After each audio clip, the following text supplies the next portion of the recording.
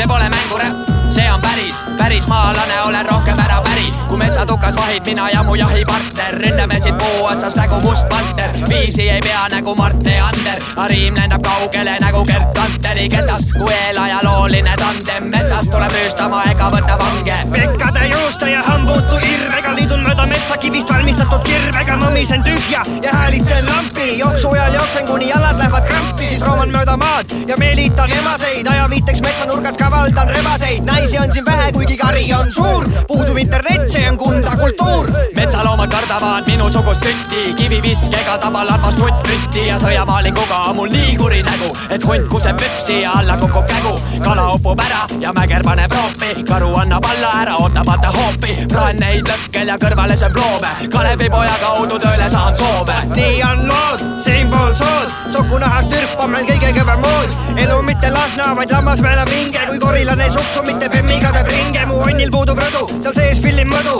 rebases krae haiseb kaelas nagu kõdu. Pööripäeva peol taeva tähtedes pikriga, regivärsi juppe laulan hundinu ja spikriga. Hõimurahvas, tulge kokku, hakkame veeristama sokku. Hõimurahvas, tulge kokku, hakkame veeristama sokku. Tulge kokku tšilli majje, mängima parmu pilli majje.